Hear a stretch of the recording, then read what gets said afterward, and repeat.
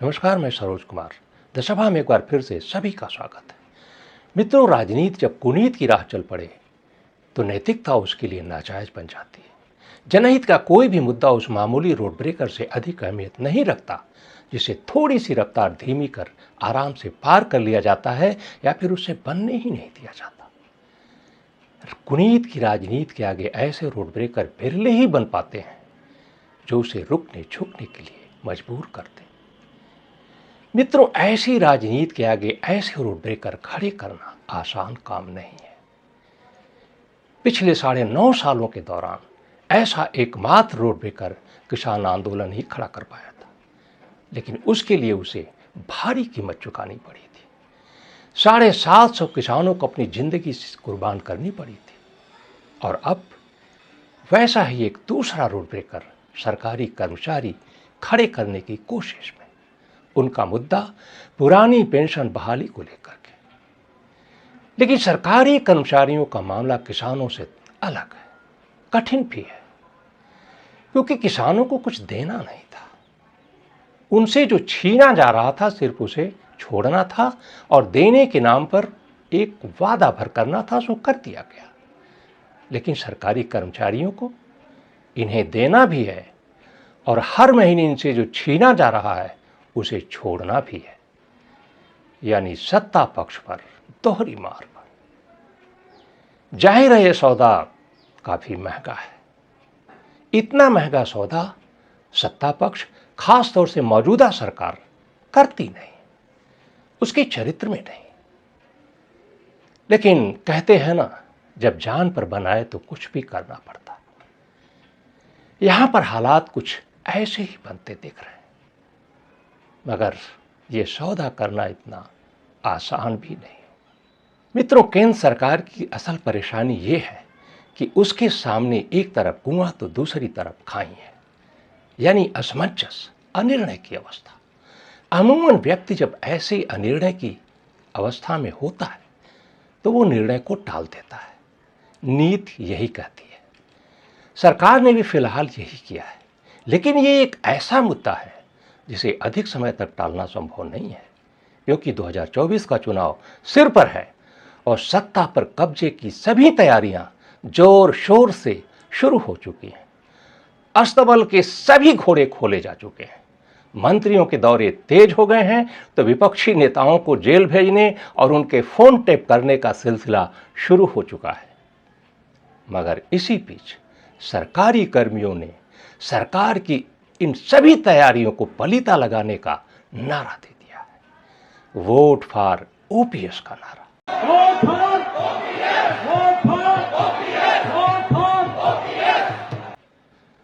यानी वोट उसी को जो पुरानी पेंशन बहाल करने का वादा करेगा। अब जरा इस नारे के पीछे के समीकरण को समझ लेते हैं। आखिर सरकार इससे इतनी असहज क्यों महसूस कर रही है?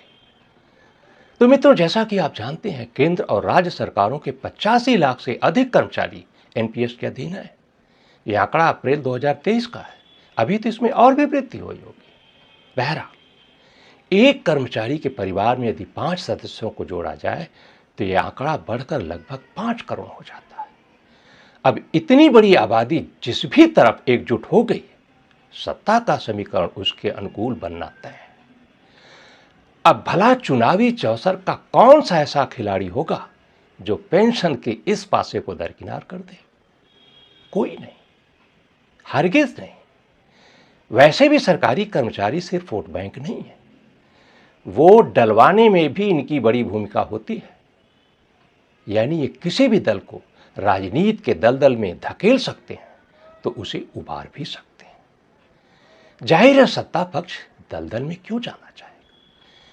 यानी वह सरकारी कर्मचारियों को नाराज करने का जोखिम नहीं उठाएगा, वो भी तब जब विपक्ष हर मंच से ओपीएस बहाली का बिगुल फूंक रहा है। कांग्रेस महासचिव प्रियंका गांधी तो अपनी हर रैली में पुरानी पेंशन के मुद्दे को जोर शोर से उठा रही। लगता है हिमाचल ने उन्हें पुरानी पेंशन के मुद्दे की अहमियत को अच्छी तरह समझा दिया है। जहां ओपीएस बहाली के वादे ने कांग्रेस की सत्ता वापसी में बड़ी भूमिका निभाई थी, अभी हाल ही में मध्य प्रदेश और छत्तीसगढ़ की चुनावी रैलियों में प्रियंका ने ओपीएस के मुद्दे पर केंद्र सरकार पर जमकर निशाना साधा। जिसकी भी सरकारी नौकरी है, एक ही मांग है आपकी आज, एक ही मांग है कि हमारी पुरानी पेंशन दे दो, है कि नहीं? और क्यों है ये मांग? क्योंकि जो नौकरी आपने वफादारी से 20 सालों के लिए की, एक तरह से वो भी तो देश सेवा है। आपने देश के लिए सेवा की, आपने नौकरी की, तो क्या ये आपका हक नहीं बनता कि आप बाद में सुरक्षित रहें? तो यही आपकी मांग है कि हमें पुरानी पेंशन स्कीम दिलवा दीजिए। और जवाब क्या मिलता है? ऐसे नेता हैं, ऐसी सरकार है जिससे आपको जवाब मिलता है कि इसके लिए पैसे नहीं हैं। अगर पैसे नहीं हैं तो जो बड़े बड़े उद्योगपति हैं, अडानी जी जैसे, उनके कर्ज माफ करने के लिए पैसे कहां से आते हैं? हजारों करोड़ रुपए आपने उनके माफ किए, देश की संपत्ति आपने उनको सौंप दी। आप खुद 8,000 करोड़ के एक हवाई जहाज में घूम रहे हैं। अच्छा खासा संसद भवन था, उसके सुंदरीकरण में आप 20,000 करोड़ डालने के लिए तैयार हैं। एक बड़ा हॉल बनाया आपने दिल्ली में, 27,000 करोड़ उसमें आप खर्च रहे हैं, और फिर आप कहते हैं कि आपके पास पेंशन के लिए पैसे नहीं। मित्रों, कांग्रेस के हमलों से सरकार असहज हो सकती है, मगर ओपीएस बहाली की मांग इतनी आसानी से मानने वाली वो नहीं है, क्योंकि सवाल सिर्फ पेंशन देने का नहीं है। 10 लाख करोड़ रुपए के भारी भरकम एनपीएस फंड के हाथ से निकल जाने का सवाल है, जिसका इस्तेमाल वो मित्र पूंजीपतियों के माध्यम से चंदा जुटाने में करती है। बात यहीं तक होती तो भी कनी बनती। ओपीएस बहाली से पूंजीगत निवेश के आवंटन में भी कटौती करनी पड़ेगी, यानी ठेकेदारों के माध्यम से जो उसे चंदा मिलता है वो भी घट जाएगा। कुल मिलाकर ओपीएस बहाली सत्ता पक्ष के लिए किसी आर्थिक आपदा से कम नहीं होगा। मित्रों, हमारे हिंदी पट्टी में एक कहावत प्रचलित है, आप लोग भी जानते होंगे, व्यक्ति पुत्र शोक तो सह लेता है, लेकिन धन शोक नहीं सहा जाता। तो सत्ता संचालक इस समय इसी शोक में डूबे हुए हैं, क्योंकि इलेक्टोरल बॉन्ड की काली कमाई पर भी सुप्रीम कोर्ट में सुनवाई शुरू हो चुकी है, जहां सरकार को कठिन सवालों के जवाब देने पड़ रहे हैं। मित्रों, यहां एक बार फिर से स्पष्ट कर दूं, ओपीएस देश की अर्थव्यवस्था के लिए बिल्कुल नुकसानदायक नहीं। अर्थव्यवस्था इससे और मजबूत होगी। ओपीएस देश हित में है। इस बारे में हम अपने पहले एपिसोड में विस्तार से चर्चा कर चुके हैं, लेकिन आज राजनीति देश हित में कितनी रह गई है आपको बताने की जरूरत नहीं। सत्ता आज सेवा का साधन नहीं है, मेवा खाने का माध्यम बन चुका है। अब चूंकि राजनीति वोट से चलती है, इसलिए वोट का गणित साधने के लिए सब कुछ करना पड़ता है। ओपीएस का मुद्दा वोट के इसी गणित का एक गुणांक है, और सरकार फिलहाल अपने राजनीतिक आर्थिक नफा नुकसान को जोड़ने घटाने में जुटी हुई। अभी तक की उसके रुख से एक बात तो साफ है, वो न तो सरकारी कर्मचारियों को नाराज करना चाहती है और न अपना राजनीतिक आर्थिक नुकसान ही चाहती। भला वैसा चाहे कि भी क्यों, सरकार बीच का एक ऐसा सूत्र तलाशना चाहती है जिससे सांप भी मर जाए और लाठी भी न टूटे। अब अंतःपुर से जो जानकारी छन कर बाहर आ रही है, उसके अनुसार सरकार ओपीएस के बराबर पेंशन तो दे सकती है, लेकिन एनपीएस उसे खत्म करना नहीं चाहती। यानी सरकारी कर्मचारियों के वेतन से पेंशन फंड में कटौती का सिलसिला जारी रहे।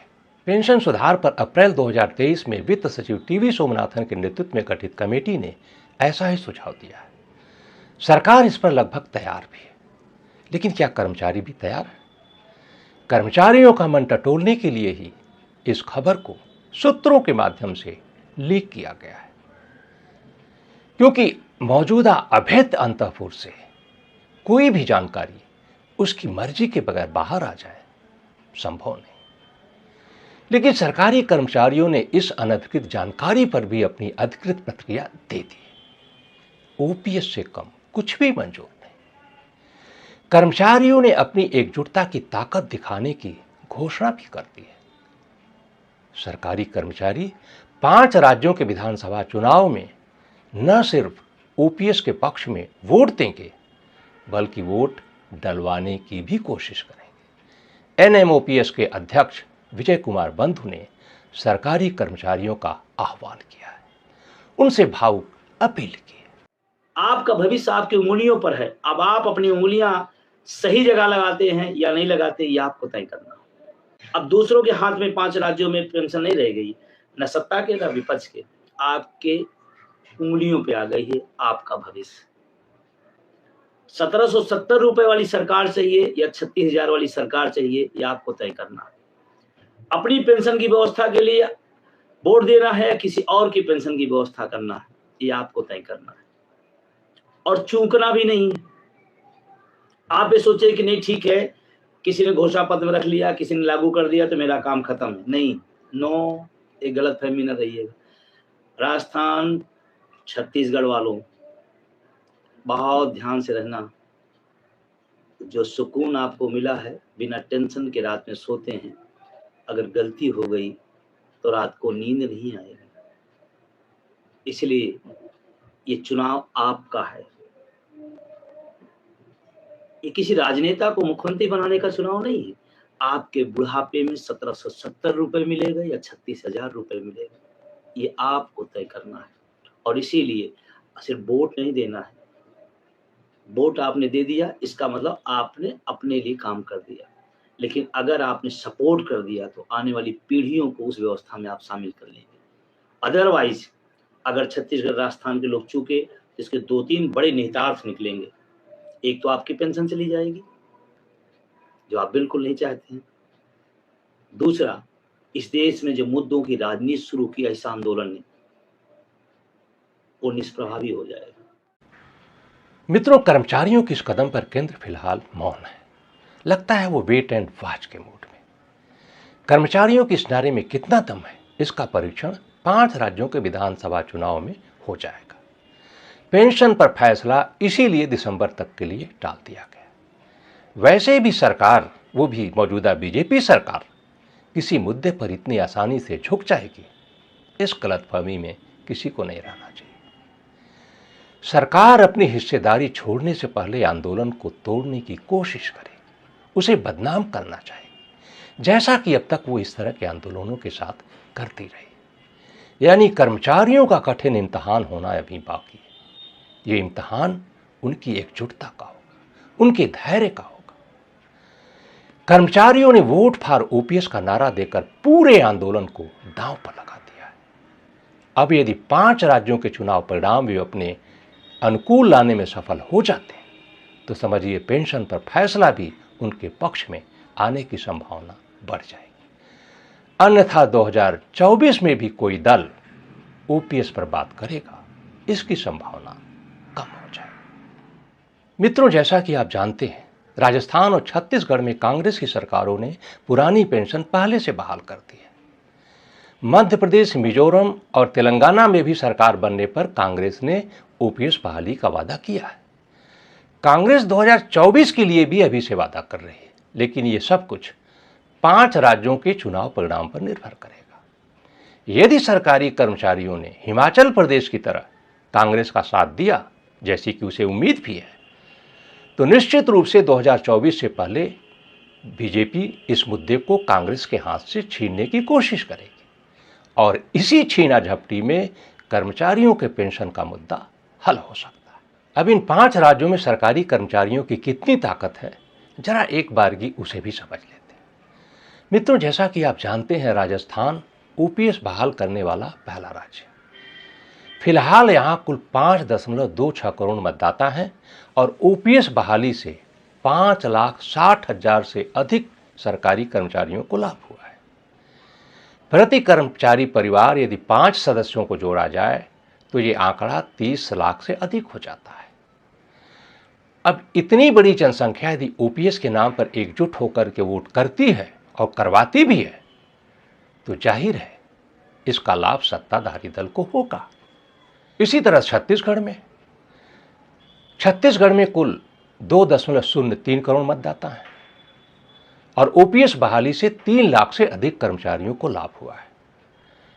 अब यदि प्रति कर्मचारी परिवार 5 सदस्यों को जोड़ा जाए तो कर्मचारी मतों की संख्या 15 लाख से अधिक हो जाती है। इन सभी ने यदि ओपीएस के नाम पर एकजुट होकर वोट कर दिया तो जाहिर है लाभ सत्ताधारी कांग्रेस को होगा।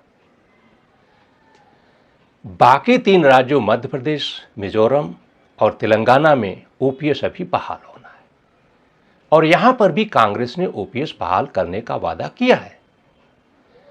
यदि सरकारी कर्मचारियों ने यहां पर भी ओपीएस के नाम पर एकजुट होकर वोट कर दिया तो जाहिर है लाभ ओपीएस बहाली का वादा करने वाली पार्टी को ही होगा। अब मध्य प्रदेश में लगभग 5 लाख और तेलंगाना में लगभग 2 लाख सरकारी कर्मचारी एनपीएस के अधीन हैं, जबकि मिजोरम में 50,000 से अधिक सरकारी कर्मचारी हैं। 5 सदस्य प्रति कर्मचारी परिवार के हिसाब से कुल संख्या 37.5 लाख होती है, जबकि तीनों राज्यों में मतदाताओं की कुल संख्या 9 करोड़ 62 लाख से अधिक है। मित्रों, इस तरह मोटे तौर पर देखा जाए तो सरकारी कर्मचारी 5 राज्यों के चुनाव परिणाम को प्रभावित करने की क्षमता तो रखते हैं, बशर्ते वे ओपीएस बहाली के नाम पर एकजुट बने रहें। लेकिन अभी तक के उदाहरण तो यही बताते हैं कि एक हिमाचल प्रदेश को छोड़ दिया जाए तो बाकी किसी भी राज्य विधानसभा चुनाव में ओपीएस बहाली के नाम पर सरकारी कर्मचारियों की एकता नजर नहीं आई है। वैसे भी जाति धर्म के नाम पर बटी देश की राजनीति में दूसरे मुद्दे कम ही कारगर हो पाते। सरकार को यह बात पता है, अच्छी तरह से पता है, इसीलिए सरकारी कर्मचारियों के लिए ये बड़ी चुनौती है। अब चूंकि पुरानी पेंशन सरकारी कर्मचारियों के लिए जीवन मरण का मुद्दा बन चुका है, लिहाजा बदली हुई परिस्थिति में सरकारी कर्मचारी ओपीएस बहाली के नाम पर जाति धर्म से ऊपर उठकर कितना एकजुट हो पाते हैं, इसका पता तो 3 दिसंबर को ही चल पाएगा और 3 दिसंबर को यह भी पता चल जाएगा कि पुरानी पेंशन का भविष्य क्या है। फिलहाल सरकारी कर्मचारियों को दसभा की तरफ से शुभकामनाएं, क्योंकि यह मुद्दा सिर्फ कर्मचारियों का नहीं, देश का है, देश हित का मुद्दा है। तो मित्रों, आज की सभा में फिलहाल इतना ही। अपने विचार और सुझाव से हमें अवगत कराते रहें, कमेंट बॉक्स में जरूर लिखें, हमें इंतजार रहेगा। जल्द ही मिलेंगे किसी एक नए मुद्दे के साथ, तब तक के लिए हमें दीजिए इजाजत।